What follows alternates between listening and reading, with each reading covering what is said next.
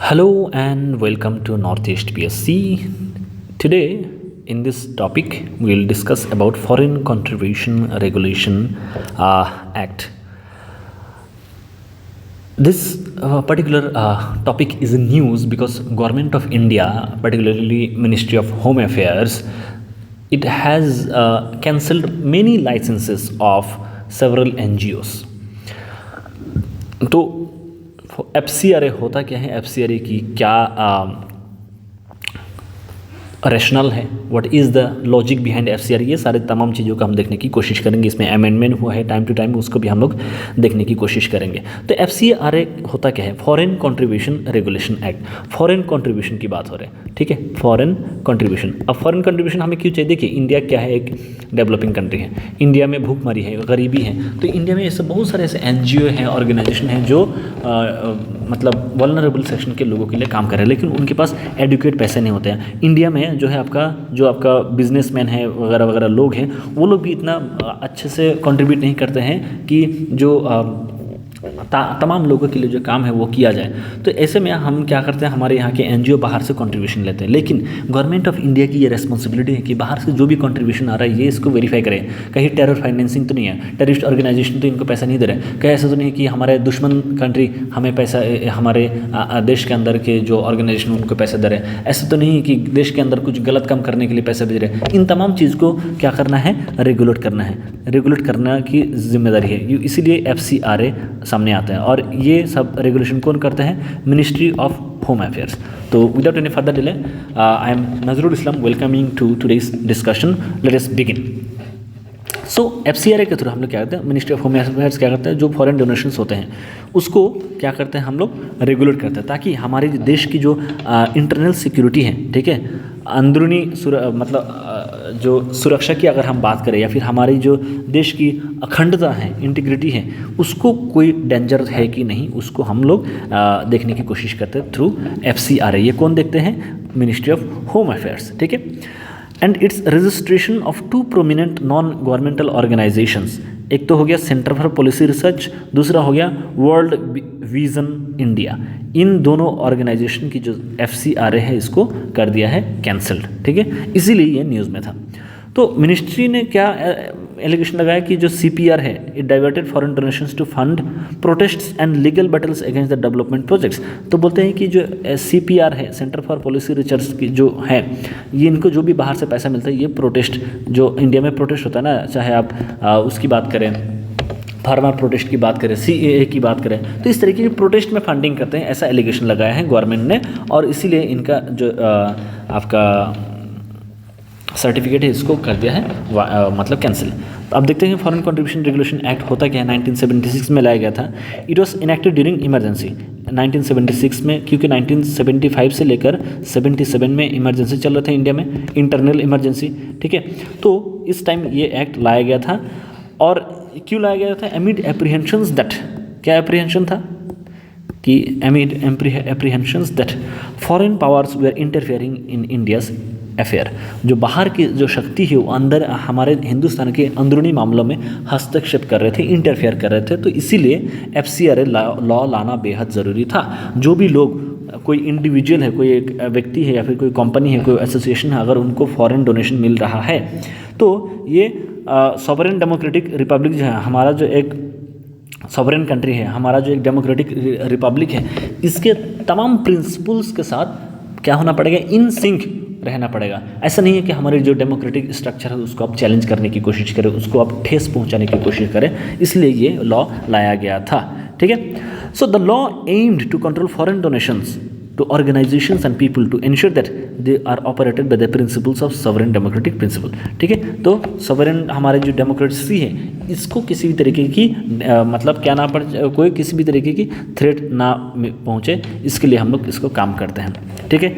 All associations, groups, NGOs जो भी foreign funding लेना चाहते हैं, उनको FCRA की जो भी गाइडलाइंस है उसको पूरी तरह से आपको क्या करना पड़ेगा, फॉलो करना पड़ेगा, और उसका जो भी टर्म्स एंड कंडीशंस है उसको आप फुलफिल करना पड़ेगा. अगर नहीं कर रहे हैं तो आपको फॉरेन डोनेशन नहीं मिलेगा. All of this organisation are required by law to register with FCRA. अगर आपको बाहर से डोनेशन चाहिए तो FCRA के साथ आपको क्या करना पड़ेगा, रजिस्टर करना पड़ेगा। अगर सारे जो टर्म्स एंड कंडीशंस है अगर आपने उसको फुलफिल किया तब क्या करें, the registration can be renewed after the original 5 year period. तो एक बार आपने अगर रजिस्ट्रेशन किया आपको 5 साल के लिए रजिस्ट्रेशन मिलता है। और अगर आप इस दौरान कोई भी लॉ वायलेट नहीं किया है और गवर्नमेंट की सारे गाइडलाइंस को फॉलो कर रहे हैं तो 5 साल के बाद आपकी जो सर्टिफिकेट है उसको और रिन्यू किया जा सकता है। जैसे किस किस काम के लिए, social, educational, religious, economic, artistic goals, registered groups are permitted to accept contribution from outside. तो ये बहुत इंपॉर्टेंट है, ठीक है। यहाँ पर आपको देख सकते हैं, यहाँ पर मीडिया के लोगों को नहीं दिया गया है, जजेस नहीं है, सिविल सर्वेंट्स नहीं है, पॉलिटिशियंस नहीं है, ठीक है। तो यहाँ पर क्या क्या है, सोशल ग्रुप्स अगर हैं, एजुकेशनल ग्रुप्स, रिलीजियस, इकोनॉमिक या फिर आर्टिस्टिक गोल्स, ठीक है, इस तरह के ग्रुप्स को FCRA लेना अलाउड है, ठीक है। और it is required to file annual returns. अगर आप पूरे साल में कितना खर्चा कर रहे हैं, वो जो मार्च महीने में जो आपका एनुअल फाइनेंशियल रिटर्न जो आपको वो करना पड़ता है, फाइल करना पड़ता है, वो आपको करना पड़ेगा कि FCRA का अगर आपका पैसा मिला है तो वो पैसा आपने कहाँ यूटिलाइज़ किया, कितना पैसा कहाँ गया, ऑर्गेनाइजेशन में कितना लगाया, आप स्टाफ को कितने रुपये सैलरी दिए हैं, आप खुद को कितने लिए हैं, और इसका कोई ऐसा पैसा है जो अनयूटिलाइज्ड, वो सारा रिटर्न आपको फाइल करना पड़ेगा। फिर हम लोग क्या 2015 में मिनिस्ट्री ऑफ होम अफेयर्स ने पब्लिश किया है नया regulations in 2015 that required NGOs to certify that accepting foreign funding would not adversely damage India's sovereignty and integrity and it is amicable ties with other states। तो 2015 में ministry of home affairs ने एक नया guidelines लाया, बोला कि आप खुद ये लिख के दें कि आप एक अंडरटेकिंग दीजिए कि आप जो भी बाहर से पैसा ले रहे हैं उसके वजह से हमारे देश की जो अखंडता है उसमें कोई ठेस नहीं पहुंचेगा, हमारे देश के अंदर में जो सिक्योरिटी की माहौल है वो ख़राब नहीं होगा, और हमारे जो दूसरे देश के साथ जो हमारी दोस्ती है, जो रिलेशन है, उसको भी आप इम्पैक्ट नहीं करेंगे। इसको लेकर आपको एक अंडरटेकिंग देना पड़ेगा। और सारे NGOs जो भी FCRA अकाउंट वो करते हैं, ठीक है, इन देयर नेशनलाइज्ड और private banks which have core banking facilities to allow security agencies access on a real time basis. तो सारे NGOs को क्या करना पड़ेगा, अपना नेशनलाइज्ड जो भी प्राइवेट बैंक या फिर जो भी बैंक अकाउंट है उसको क्या करना पड़ेगा, अवेलेबल रखना पड़ेगा, ताकि उसको कभी भी वेरीफाई किया जा सकता है, ठीक है।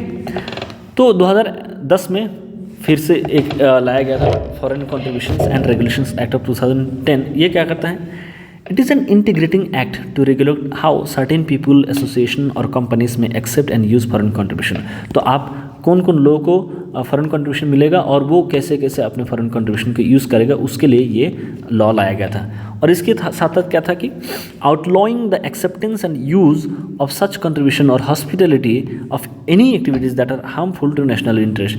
हमारे देश के अगर हित में कोई भी चीज़ नहीं है तो वैसे सिचुएशन में आप बाहर की कंट्रीब्यूशन को एक्सेप्ट नहीं कर सकते हैं, not at all, okay. So ये एक्ट क्या करता है, it regulates the acceptance and utilisation of foreign contributions by individuals, associations and companies and जो भी आपका फॉरेन कंट्रीब्यूशन है, ठीक है, इट इज़ द डोनेशन और transfer of any currency, security और आर्टिकल बाय फॉरेन सोर्स, जो भी जहाँ से भी पैसा रहा उन तमाम चीज़ों को यहाँ पर रेगुलेट करने की कोशिश किया जाता है थ्रू दिस 2010 का एक्ट। और ये एक्ट के तहत क्या बोलते हैं कि certain persons are prohibited to accept any foreign contribution. आप बाहर से कोई भी फॉरेन कंट्रीब्यूशन नहीं ले सकते हैं। वो लोग कौन है, ये बहुत इंपॉर्टेंट है, आपको कोई भी एग्जाम में पूछा जा सकता है, इंक्लूडिंग UPSC। इलेक्शन कैंडिडेट्स बाहर से फॉरेन कंट्रीब्यूशन नहीं ले सकते हैं, ठीक है, कि आपको इलेक्शन में आपको MLA बनना है, MP बनना है, लेकिन आपके पास पैसा नहीं है, आप बाहर से पैसा लेकर आए, ऐसा नहीं चलेगा भाई साहब, ठीक है। फिर क्या है, एडिटर्स और पब्लिशर्स ऑफ ए न्यूज़पेपर, क्योंकि जो न्यूज़पेपर है या फिर जो मीडिया है उसको हम लोग चौथा स्तंभ कहते हैं एक डेमोक्रेसी का। If the fourth pillar of a democracy is compromised then there will be a huge chaos or there will be huge disturbance in the social milieu. That is why newspaper को भी नहीं allowed है, जजेस को नहीं allowed है, government servants को नहीं अलाउड है, members of any legislature not allowed, political parties not allowed, कि आप लोग बाहर से डोनेशंस नहीं ले सकते हैं, ठीक है। Foreign contributions cannot be transfer to any other person unless such person is also registered to accept foreign contribution. आप मान लीजिए यहाँ पर ए है, ए के पास FCRA वो है, ठीक है, ए के पास क्या है, FCRA रजिस्ट्रेशन है, ठीक है, बी के पास FCRA रजिस्ट्रेशन है, सी के पास FCRA रजिस्ट्रेशन नहीं है, ठीक है।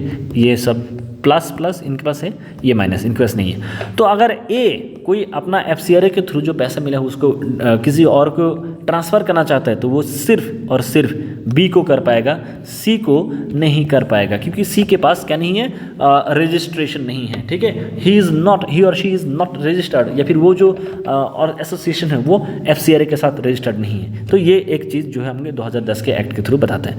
If a person accepting foreign contribution is found guilty of violating any provisions of the act of the FCRA 1967, अगर आप फॉरेन कंट्रीब्यूशन आप जो है डोनेशन एक्सेप्ट कर रहे हैं और जो हमारा 1967 का जो लॉ है उसको अगर आप किसी भी सूरत में अगर वायलेट किया है तो क्या किया जाएगा,